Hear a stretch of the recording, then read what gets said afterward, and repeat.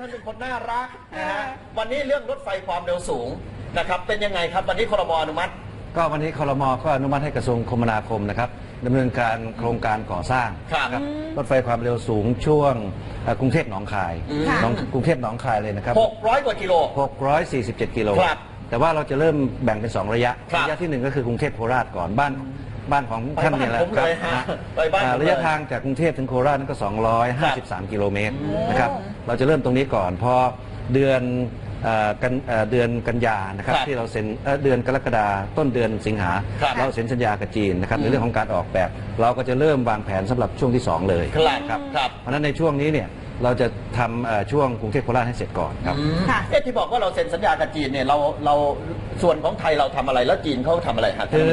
เราแบ่งงานกันครับส่วนที่เรื่องของการก่อสร้างทางรถไฟเนี่ยจะเป็นหน้าที่ของเรานะครับแต่เขาจะเป็นคนออกแบบให้ไม่ว่าจะเป็นอย่างเงี้ยนะครับ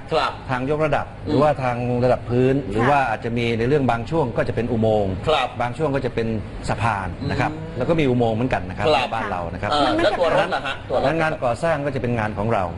ซึ่งเราใช้วิธีการประมูลให้ผู้รับเหมาไทยใช้แรงงานไทยนะครับส่วนฝ่ายจีนนั้นก็จะทำในเรื่องของการออกแบบเพราะว่าเรื่องนี้เป็นเทคโนโลยีของจีนต้องโครงสร้างพื้นฐานต้องรองรับตัวระบบรถของเขาได้เพราะนั้นจากรางขึ้นมาเนี่ยตั้งแต่ตัวรางตัวอนุสัญญาณระบบไฟฟ้าแล้วก็เรื่องตัวรถก็จะเป็นของจีนทั้งหมดซึ่งอันนี้ก็จะเป็นส่วนที่เขารับผิดชอบประมาณ 25% ของมูลค่าการลงทุนทั้งหมดครับพูดง่ายๆว่าในปีนี้จะเริ่มต้นนะฮะอันนี้เป็นภาพนะครับอันนี้คือเส้นทางใช่ไหมฮะครับเส้นทางตรงนี้นะครับจริงแล้วนี่ถ้าเราพูดถึงกรุงเทพนะครับจากกรุงเทพไปนี่ก็จะไปโคราชจากโคราชก็จะไปขอนแก่นอุดรแล้วก็หนองคายจากหนองคายตรงนี้เราก็จะทำสะพานเชื่อมระหว่างหนองคายกับเวียงจันทร์ก็จะมีรถไฟความเร็วสูงวิ่งข้ามสะพานมาทีนี้ส่วนของลาวนี่เขาจะมีหน้าที่ในเรื่องของการก่อสร้างจากเวียงจันทร์ไปถึงชายแดนลาวกับจีนจีนก็จะรับผิดชอบในเรื่องของการก่อสร้างช่วงจากชายแดนไปถึงเมืองคุนหมิงโอ้มันจะเชื่อมไปยาวขนาดนั้นเลยเชื่อมยาวขนาดนี้เพราะว่าส่วนนี้ก็เป็นส่วนของการเรียกว่าการเชื่อมโยงในเรื่องของการเดินทางที่เราได้ยินกันว่า1 แถบ 1 เส้นทางภาษาอังกฤษจะใช้คำว่า one belt one road เราอยู่ตรงนี้แหละครับเราไปเชื่อมเส้นทางเขาเพราะจีนนั้นก็จะเชื่อมจากจีนไปยุโรปมีทางรถไฟเชื่อมไปเป็นหมื่นกิโลเมตรของเรานี่เชื่อมเขาอยู่ประมาณ 2,000 กิโลเมตรครับคือ4 ปีจากกรุงเทพไปถึงนครราชสีมาเสร็จใช่ครับแล้วจากนั้นไปถึงหนองคายก็จะเสร็จประมาณปี 2565ครับ1 ปีให้หลังครับครับมีกี่สถานีครับท่านรัฐมนตรีถ้าช่วงกรุงเทพโคราชเนี่ยนะครับก็จะมีทั้งหมด6 สถานีเริ่มตั้งแต่บางซื่อดอนเมืองจุดสตาร์ทคือบางซื่อบางซื่อเพราะบางซื่อจะเป็นสถานีใหญ่ครับสถานีใหญ่ที่เป็นสถานีที่รถไฟวิ่งระหว่างจังหวัดนะรถไฟความเร็วสูงแล้วก็มีรถไฟฟ้าขนส่งมวลชนในกรุงเทพมหานครเป็นเรียกว่าเป็นสถานีกลางไม่ได้มาสตาร์ทที่หัวลำโพงเหมือนที่เราไม่นะครับเพราะว่าการจราจรมันติดขัดมากเราจะย้ายการรถไฟนี้ออกไปอยู่ที่บางซื่อทั้งหมดนะครับเพราะฉะนั้นจากบางซื่อไปดอนเมืองสถานีที่2ก็ดอนเมืองสถานีที่3ก็อยุธยานะครับสถานีที่4ก็จะเป็นปากช่องสถานีที่5ก็จะเป็นโคราชนะครับอีกสถานีหนึ่งแก่งคอยแล้วระหว่างทางลงได้ไหมคะหรือว่าจะต้องสถานีใหญ่ปกติรถไฟความเร็วสูงเราวิ่ง250 กิโลเมตรนะครับขนาดนั้นเลยเหรอฮะ250 กิโลเมตรไม่ใช่รถเมล์แล้วคุณเลชนีจะได้อยากลงตรงไหนกดกิ่งไม่ใช่กดกิ่งไม่ได้ไม่ใช่แบบรถหวานเย็นเหมือนสมัยก่อนงั้นกี่ชั่วโมงถึงโคราชคะประมาณชั่วโมง17 นาทีชั่วโมงเดียวปกติถ้าเราขับรถนี่ก็ประมาณวันนี้นะครับขับรถก็ประมาณ3 ชั่วโมงครึ่งถึง4 ชั่วโมงแต่วันพรุ่งนี้มอเตอร์เวย์เราเสร็จก็จะใช้เวลาไม่เกิน2 ชั่วโมงแต่ถ้านั่งรถไฟความเร็วสูงก็เหลือประมาณจะเร็วกว่านั้นอีกชั่วโมง17 นาทีค่ารถนี่คิดไว้หรือยังฮะค่ารถเนี่ยเราศึกษาไว้เบื้องต้นนะครับกรุงเทพโคราชนะ535 บาทนะครับถ้าไปถึงถ้ากรุงเทพโคราชเนี่ย535นะครับถ้าลงปากช่องก็393แต่ถ้าสระบุรีนะฮะตรงสระบุรีนี่278แล้วก็อยุธยา195ถามว่าวันนี้ถ้าผมนั่งรถทัวร์นะครับรถทัวร์เนี่ยผมจ่ายเพิ่มอีกนิดหนึ่งผมได้ความเร็วสูงใช้เวลา1 ชั่วโมงทีนี้ในอนาคตเนี่ยจากโคราชไปถึงหนองคายอีกระยะทาง359 กิโลเมตรจะใช้เวลาประมาณชั่วโมงครึ่งเพราะนั้นถ้ารวมเบ็ดเสร็จเนี่ยกรุงเทพโคราชหนองคายไม่เกิน3 ชั่วโมงว้าวเร็วไหมครับเร็วมากเลยค่ะแต่ว่า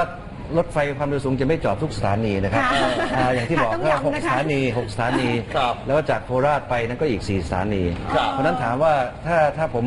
เดินทางไปโคราชเนี่ยผมอยู่อีกตำบลหนึ่งผมจะไปยังไง ก็มีรถไฟทางคู่ ครับ รถไฟปกติให้เลือกนะครับหรือว่าจะขับรถไปมีระบบรถ มีขนส่ง โดยสาร ต่อให้ใช่ไหมคะ ขนส่ง อันนี้คือสายแรกของประเทศไทยเลย สายแรกเลยครับ โอ้โหท่าน สาย รัฐ แร ม ก นตรีในฐานะที่ต้องมารับผิดชอบ งานสายแรกแล้วเป็นงานใหญ่มากๆ เป็นยังไงฮะรู้สึกตื่นเต้นไหม ก็ตื่นเต้นครับมันเป็น ครับ ประวัติศาสตร์ครั เป็นประวัติศาสตร์เลยนะต้องบันทึกไว้เลยนะ จริงๆแล้ว ต้ เนี่ย อ ผมเรียนนิดหนึ่งครับว่า เออ ทั่วโลกเนี่ยโลกใบนี้เนี่ย ครับ แผนการสร้างรถไฟความเร็วสูงทั้งโลกเนี่ย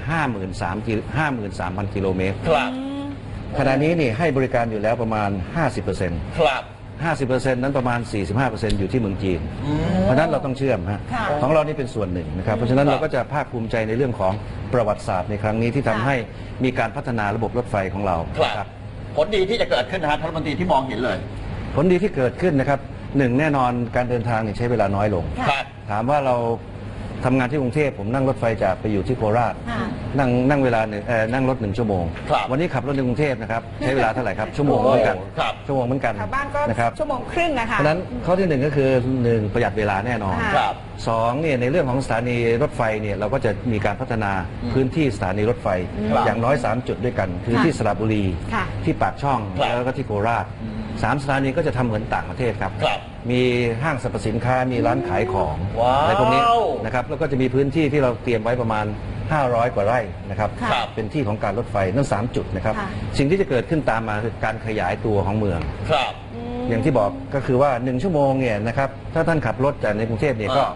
เสียเวลาหงุดหงิดด้วย ครับ แต่ถ้าผมไปอยู่โคราชหรือนักลงทุนนะครับคนงานที่ทำงานที่โคราชเนี่ยสามารถเดินทางได้อย่างสะดวกนะครับราคาก็ไม่แพง ค่ะ ราคาก็ไม่แพงครับ ถามนิดนึง เพราะฉะนั้นก็ ค่ะ เกิดการเจริญเติบโตครับ อ่า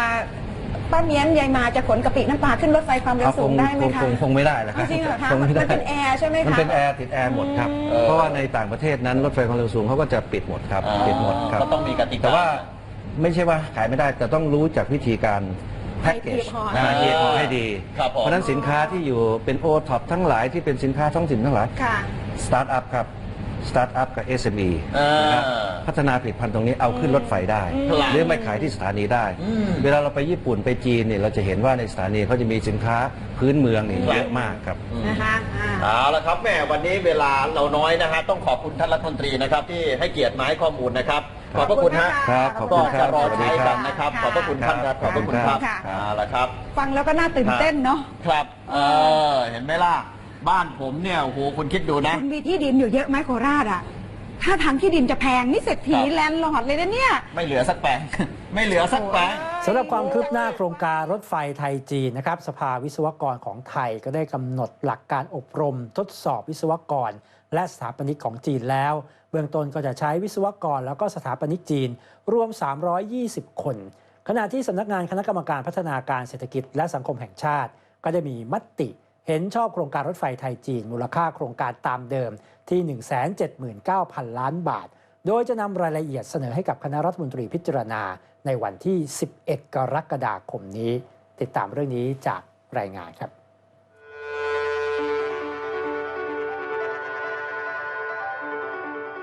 ที่ประชุมคณะกรรมการสำนักงานคณะกรรมการพัฒนาการเศรษฐกิจและสังคมแห่งชาติ หรือสสช มีมติเห็นชอบโครงการรถไฟไทยจีน เส้นทางกรุงเทพนครราชสีมา มีมูลค่าทั้งโครงการจำนวน 179,000 ล้านบาท หลังใช้เวลาในการสอบถามหน่วยงานที่เกี่ยวข้องครบทุกประเด็นอย่างละเอียด ทั้งผลค่าตอบแทนโครงการทางเศรษฐกิจและสังคม การประมาณการผู้โดยสาร รวมทั้งในเรื่องของผลกระทบในการลงทุน ที่จะเกิดขึ้นกับภาระการคลังของรัฐ ซึ่งมูลค่าโครงการนี้ได้รวมการก่อสร้าง ค่าเวรคืน